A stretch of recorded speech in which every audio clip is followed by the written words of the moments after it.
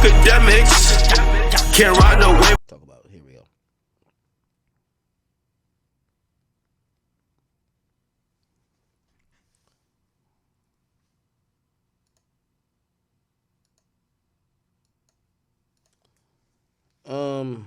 Let's see what?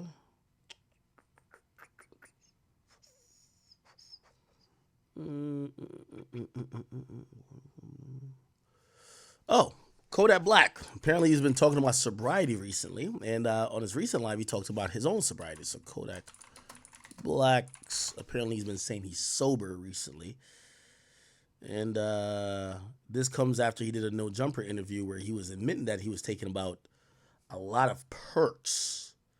So he was taking mad perks. Let me see here. This is him. Stop performing Super Gremlin, period. So he says he's not going to perform Super Gremlin no more because he feels like that kind of, hypes up the experience of taking drugs or like kind of glorifies it, and he's not with that. I hate that little. I'm sober for the most part. Pause it right quick, little brother.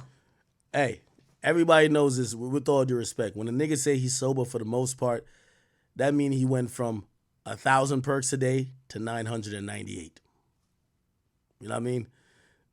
I guess, we got to salute the progress, right? Pause it right quick, little brother. Just very clear. And I say this like around my people and them so they know I could talk about it now. You feel me? For the most part, bro, I be suing with brother. Let me tell you this. Like back then, bro, I couldn't wait it till like Saturday. Shit like that. Like for nothing. Like now I could wait a few days. Yeah. Like no matter what I'm talking about. I'm saying like I ain't had that control. Just more proud of myself. Like I ain't saying I couldn't have. I just like it was like a was scared to be sober or something. Nigga tell me like to wait the Friday to do whatever the I'm like that just sounds stupid. That just ain't making sense to it. Now, it might seem a little bit to y'all be like, yeah, damn, what the fuck is this nigga talking about? Is he high now? Well, he's always kind of been scatterbrained, and he kind of talks like this when he normally talks, even sober. I guess he's saying that he has the willpower to kind of wait a few days. So, like, yeah, he might pop pills only on the weekends, as opposed to he was popping pills every day and had to every day, right? Which I get, I get it, I understand it, and we do got to salute some progress. I was having a conversation about Kodak Black, like yesterday or the other day ago, and the conversation turned into this. It was like, well, what is Kodak Black if he doesn't suffer from some substance abuse issues? Is he one of the greatest artists of all time? Keep in mind, this is somebody who Kendrick has co-signed, who, you know what I mean, a lot of the OGs, Wayne, have said, yo, this guy is the guy. People have called him a poet. Some people have compared some of his message or delivery to Tupac.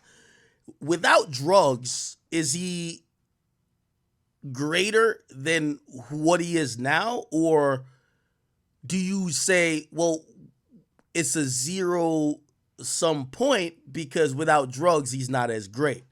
So he needed the drugs to get to this point in terms of making these songs. He needed to be like, maybe use it. A lot of these artists use drugs for inspiration. Where he needed the drugs to get to this point, so you can't really evaluate what he would be without drugs, because if he didn't have drugs, he wouldn't get to this point. Or do you think if he's clean, he gets way further, way bigger artists? What do y'all think?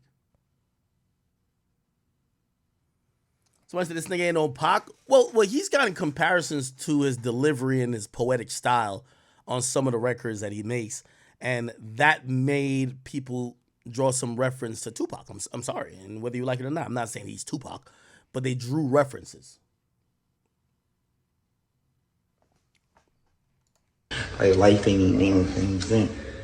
So like, nah, I can do that. I can go and do that. Nothing on me.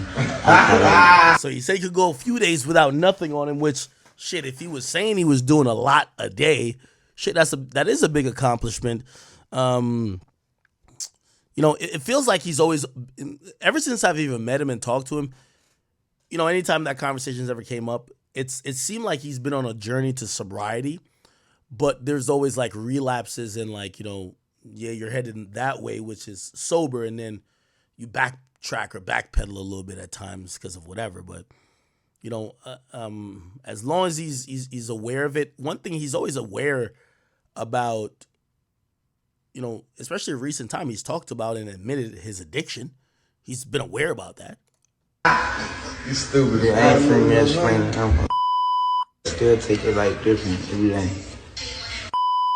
Bitch, that's a motivation for niggas to feel like, you know what? If the gremlin could do it, you could do it. Y'all could do it. Like y'all and chicks like bro, like backseat. Used to see like, oh, don't do drugs, or don't do this, don't do that. Like the ain't never gave no explanation. They ain't never like why. Why not? I'm telling you that. Okay. Alrighty then. Now he went on No Jumper, and apparently when he went on No Jumper, he admitted this. Yo, can I hit a very deep Kodak question about what happened to a video that got deleted? Nah. Why do certain I saw videos that get question deleted? on the note. Don't even ask. Oh, you don't like that one? Don't even ask. If it got deleted, we don't want to talk about it. Okay. I'll leave that one alone. Yeah, brother, I'm saying niggas be trying to say no to drugs. They don't listen, though. Drugs don't listen, homie. Yeah. By the way, I seen Adam talk about this interview. I think, number one, you fucked up by trying to have an interview with Kodak. Having an interview with Kodak is allowing Kodak to just speak as if you were a therapist, but not necessarily have been prodded and questioned, because things he don't want to talk about, he ain't going to talk about. And usually if he's there to do an interview, he just wanted to get a few things off his chest. That shit don't listen, bro. Yeah, because you recently went viral because you was on stage and you said that you regret saying the Perky line. Yeah. And Super Gremlin. The Super Gremlin, yeah. Also, I'm going to realize, I wonder if Adam realized this. I didn't watch the whole interview, but, I wonder if Adam realized this. Every time Adam asked a question to Kodak, he interpreted as the authorities asking a question, the FBI asking a question. Even in the way you would ask, can I ask a question? No, I'm good. I know you about to try to catch me up. Because I think Remo is kind of asking the same point, maybe about a slightly different thing, but he's trying to get to the same point or trying to get out the same answer that maybe Adam was trying to get. He has a completely different demeanor to Adam as he has to Remo, because one black, one white. I'm gonna be honest. Yeah, that shit. I hate I said that, bro. 100 perks a day sounds like a lot. You was exaggerating when you said 100 perks, or you for real like on 100 perks a day? How you weave off of it? Like how you? Tell you. Now you see, this is a part too where like, and I think Adam's interview style is very distinct, so he's not gonna give a fuck. Adam would be like, okay, so how do you break it up? Do you take 25 in the morning? Do you take, like, he would ask that follow-up question, but at least Remo has the like, he understands, all right, he's about to talk about it, but you don't try to get like, all right, break it down for me. Nigga, how you even get 100 per, like, he's not even gonna ask that. He's gonna just let him talk about it rather than get like really like Vlad with like, Vlad is gonna be like, okay, so are you taking these with, like, are you just taking these with water, or are you taking it with lean? Like, how do you mix it up? Like, like he's not. He'll talk about it, but he ain't trying to talk about it federally. So that And what's so crazy? We all battle addiction. And also when he gets quiet or he just whatever, like, you just got to play off of that rather than prod.